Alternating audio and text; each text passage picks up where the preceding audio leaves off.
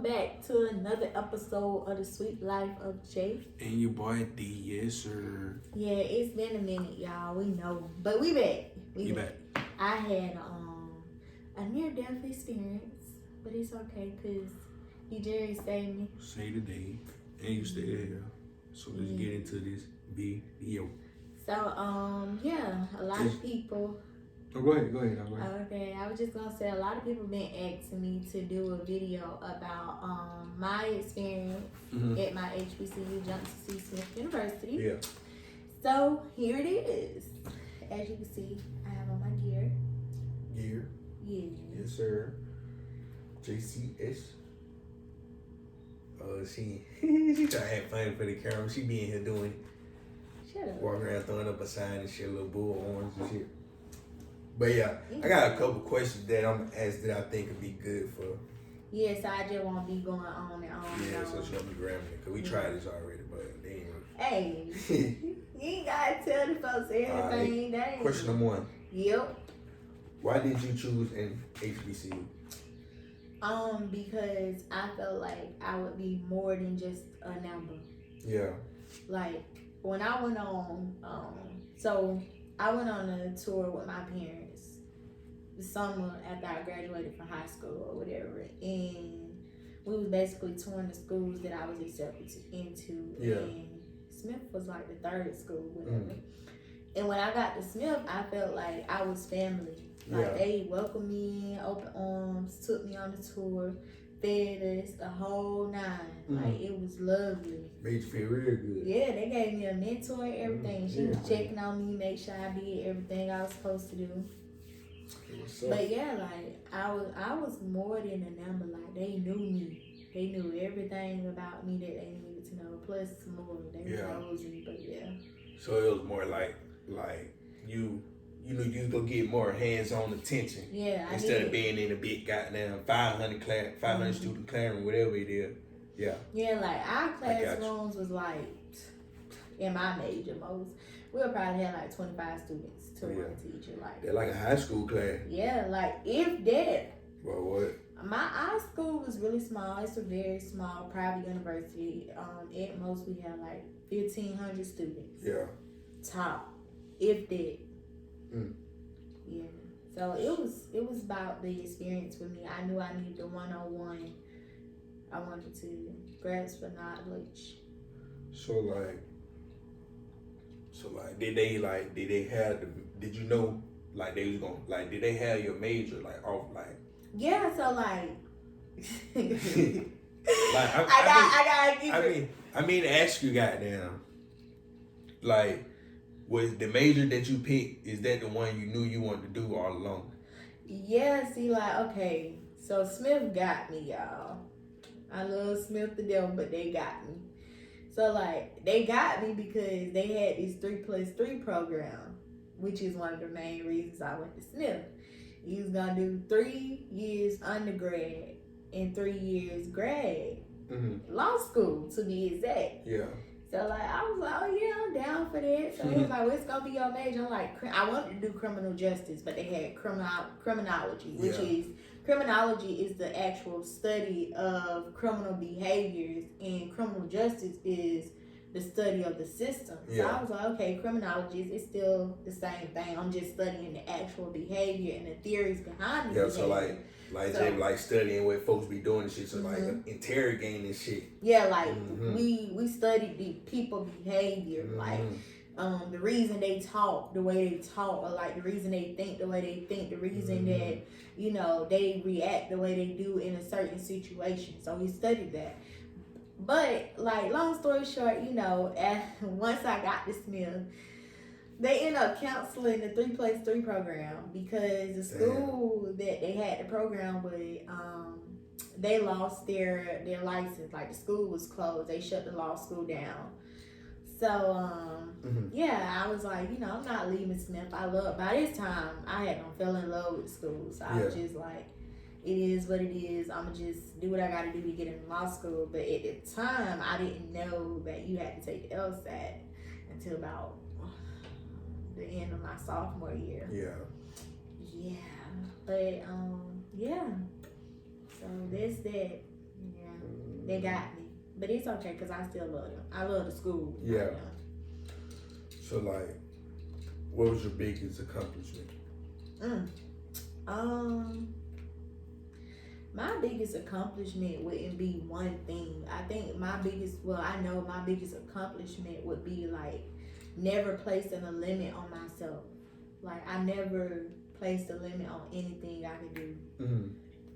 Anything I wanted to do, I did it. Yeah. Like I did it. No limits. What's up? Yeah. Did things like what? So like my sophomore year, let me backtrack. Freshman year, I ran for freshman class president, lost it. So I joined other organizations, and I just got in different positions in those organizations. Oh, see, you ain't just give up after you lost that one thing. Oh, no. You ain't say just fuck it and just went and just Nah. a regular student. Okay, I got you. Nah, I lost because of my attitude back then. Okay. My attitude, I wasn't ready. Yeah. So I needed to lose, to change my attitude. Smack in the face. Yeah. Yeah. Then sophomore year, I came back, won sophomore class president. Junior year, I joined SGA. I was vice president. Senior year, Student Government Association president. So I just worked my way up while I was still in other organizations. Yeah. So yeah, So you got any advice for people out there wanting to be SGA presidents and whatever you're doing? For SGA, I would just say like, know that it's never about you and your personal feelings. It's always about the student's voice. Like for me, I wasn't just SGA president. I was a sitting board of trustee member. Yeah. So I had to socialize and interact with other board of trustees, and every time I would talk to them, I was always talking about the students' needs, like what was going on with the students, like what was the students suffering from, what changes needed to be made. Granted, I wasn't too happy with the outcome because we didn't get that many changes like I wanted, but I did implement a lot of new things, that the students will benefit from or that they should be benefiting from this year. But like for other organizations, well, it depends because I did a lot. So I'm just leave it. That's for SGA. So yeah. Okay. So basically, it was just like you basically just saying like, don't do what you think is right. Listen to the students' voice, like 'cause they out there. Yeah. So like listen to them. It's not. The only reason I say that is because a lot of people get in that position as Student Government Association president and they become arrogant and it's all about what they want or like how they want people to see them. And for me, it was never about like how people saw me. I honestly didn't care what people thought about me because I wanted to make sure like the students got what they deserve. Like with the whole mode situation, like. I had so many people hate me, but at the end of the day, I wasn't about to allow the student body to be living in mold. Hell, I was living in mold. Exactly. I almost damn near died because it was mold in my room. So, me being the SGA president and I was affected by it, I had no choice but to go hard for the student body. So, and I was very passionate about it, and that's a lot. Like, I feel like there's one thing a lot of people have to realize. For you to be in that position, you got to have passion behind your reasoning. So, yeah. It's that. What's up? Yeah. So, like, what's the hardest thing you think you had to accomplish? The hardest thing I had to accomplish or, like, do overall, like, period? I think... Overall. Well, both. Okay, so the hardest thing I had to do was probably, like, limit my communication with my family. Like I had to minimize my communication with my family and friends because it got to a point where my family had a lot of stuff going on and I was far away from home, so I was stressing myself out or whatever. And I was allowing it to have an effect on my schoolwork at some point.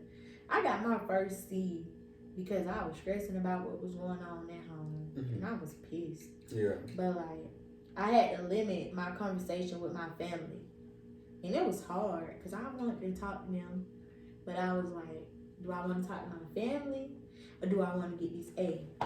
So you just gotta make sure, like, so the hardest thing was just like make sure you was mentally stable.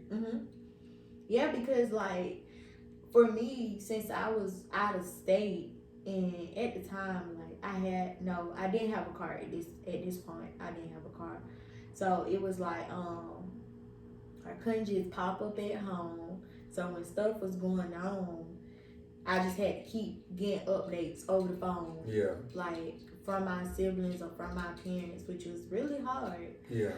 And okay, so that was the hardest thing I had to do. And the hardest thing I had to accomplish,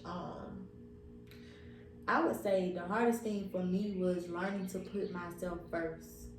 Because I damn near drove myself crazy. I did. So that was the hardest thing I had to do. I had to learn how to put myself and my needs first.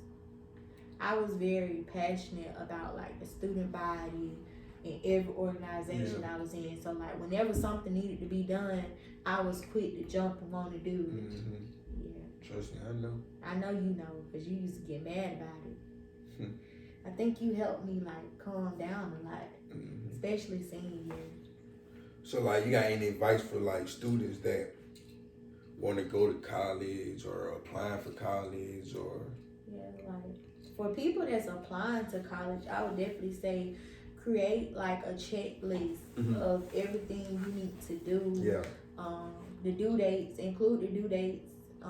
For people that are having trouble with standardized tests, I would recommend trying Khan Academy or just finding some type of free program that will help you prep for the test, because I am one of many that you know can't really do well with standardized tests. And I know that feeling where you just feel like the test is the only thing holding you back. Yeah.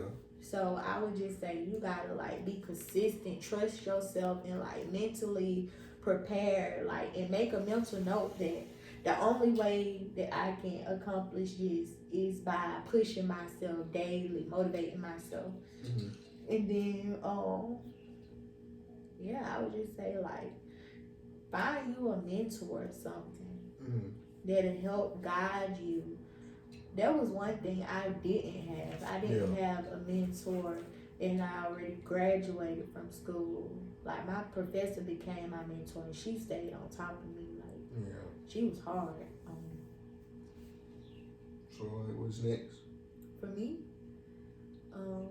Well, you know, right now I am prepping for the LSAT, and boy, I hate that test so much. But yeah, right now, like I'm working at a law firm, but I'm prepping, trying to be consistent with my studying so that I can score, well, I can meet my goal, because that's the only way that I am going to go to law school. Is by accomplishing my goal of, you know, scoring a certain score that I want to get. So yeah, that's what I'm doing right now. I'm prepping. And I got a question. So what can you tell folks,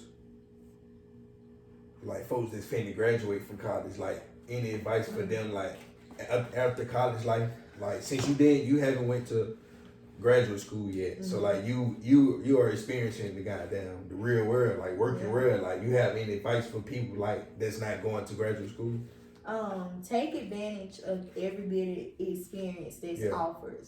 So for me, I got lucky because I started working at a law firm my sophomore year, and then junior year I did Capitol Hill, and senior year I was still working with the Congresswoman.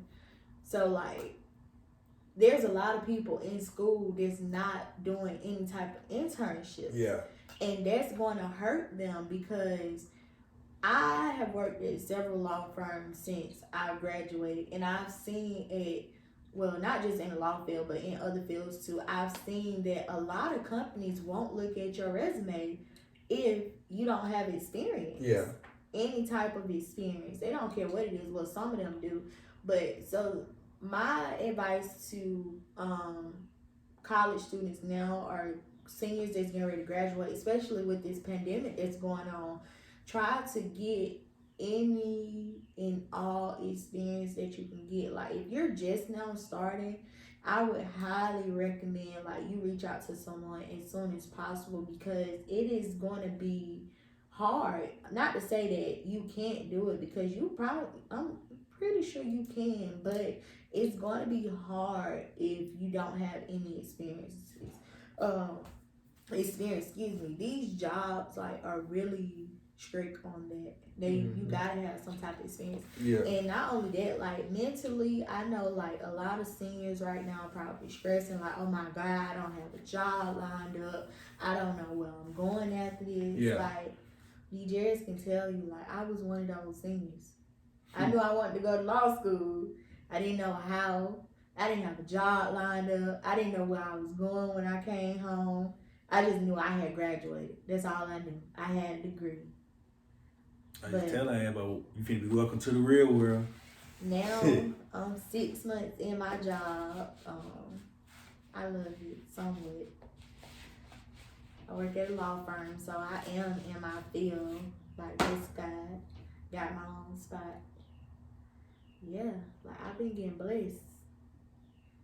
So yeah, I think like number one word of advice I can give to any college senior graduate is to put yourself first, mentally, of course, because like mental health is important and people are not always upfront. So yeah, like just make sure you're staying focused because that post-grad depression shit is real.